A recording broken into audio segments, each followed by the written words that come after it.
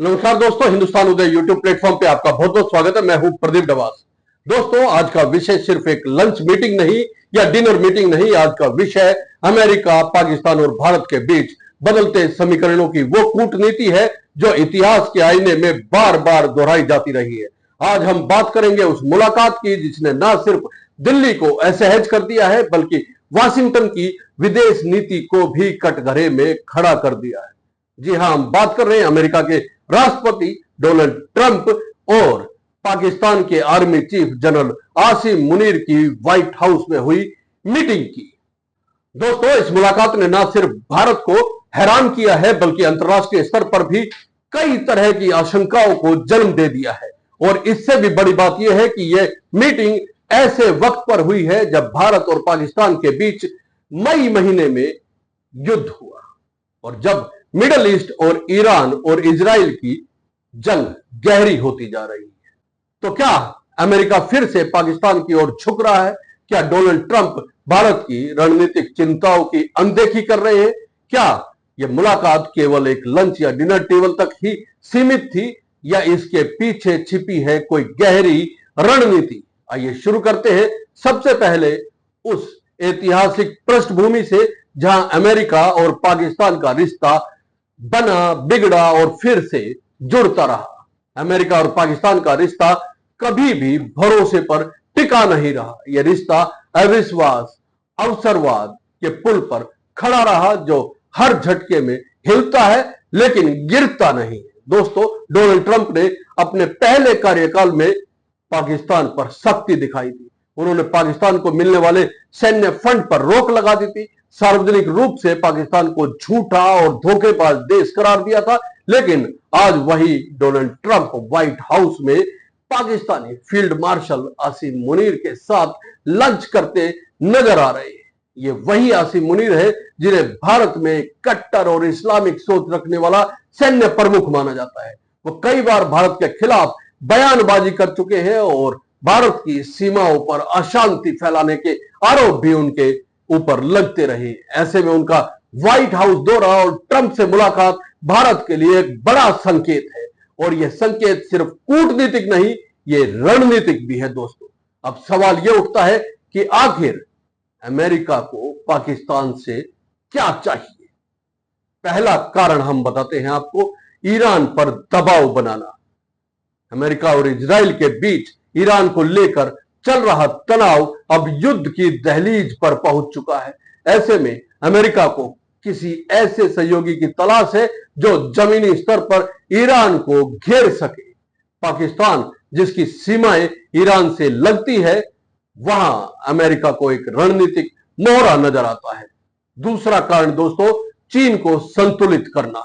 पाकिस्तान चीन के belt and road initiative का हिस्सा है और वह सीपीईसी जैसे कई इंफ्रास्ट्रक्चर प्रोजेक्ट्स चीन की ओर से चलाए जा रहे हैं। अमेरिका यह समझता है कि अगर वह पाकिस्तान को थोड़ा लुभा सके तो वह चीन के प्रभाव को कम कर सकता है। हालांकि यह एक धोखे से भरी उम्मीद है, लेकिन ट्रंप का इतिहास बताता है कि वो असंभव को संभव मानते हैं। तीसरा कारण हम आपको बताते हैं दोस्तों, भारत को संतुलित करना।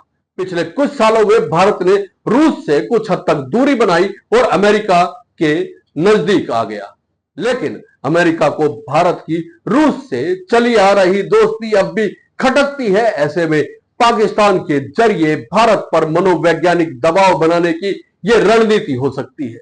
लेकिन इन सभी संभावनाओं के बीच सबसे बड़ा सवाल यह है कि क्या अमेरिका फिर से वही गलती दोहरा रहा है जो वह अतीत में करता रहा है? चलिए इतिहास की किताब खोलते हैं। 1970 के दशक में अमेरिका ने पाकिस्तान के जरिए अफगानिस्तान में सोवियत संघ के खिलाफ तालिबान को खड़ा किया। जनरल जियाउल हक के नेतृत्व में पाकिस्तान ने अमेरिकी फंड और हथियार का इस्तेमाल किया, लेकिन उसी तालिबान ने आगे चलकर 9/11 को अंजाम दिया। बाद में जब अमेरिका ने अफगानिस्तान से वापसी की योजना बनाई तो पाकिस्तान ने तालिबान को फिर से समर्थन दे दिया और अमेरिकी सैनिकों को अपमानजनक तरीके से वहां से निकलना पड़ा। डोनाल्ड ट्रंप को यह सब याद भी है। उन्होंने कई बार कहा है कि पाकिस्तान ने अमेरिका को धोखा दिया, लेकिन आज वही ट्रंप है, उसी पाकिस्तान के सैन्य प्रमुख के साथ लंच या डिनर करते हुए नजर आते हैं। यह केवल पॉलिटिक्स नहीं, यह हाइपर रियलिज्म है।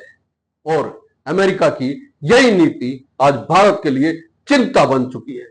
अब सवाल यह है कि भारत ने इस पूरे घटनाक्रम को कैसे देखा।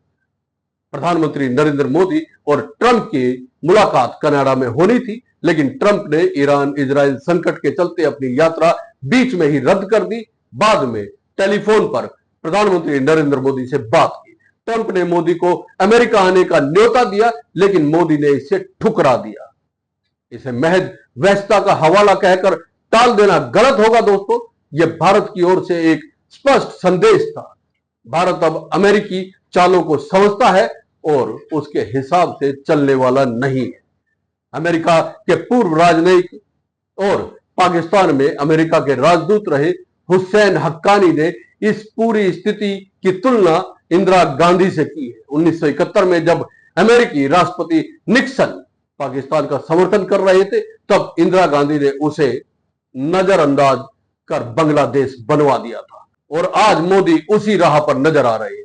भारत की नई विदेश नीति का सार है आत्मनिर्भरता और संतुलित कूटनीति।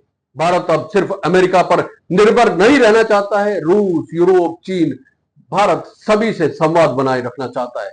और यही वजह है कि ट्रंप के निमंत्रण के बाद भी भारत ने इसको महत्व नहीं दिया। अब बात करते हैं कि पाकिस्तान की विदेश नीति क्या है, जो असल में धोखे की नीति है।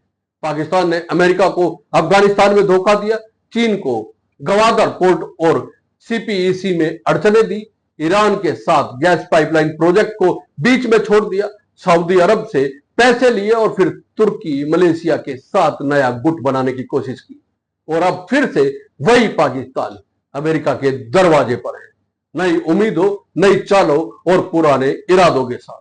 तो क्या अमेरिका फिर से उसी सांप को गले लगाना चाहता है जो उसे बार बार डस चुका है? अब सवाल बड़ा है दोस्तों, और इसका जवाब भविष्य में मिलेगा। लेकिन भारत को सतर्क रहना होगा।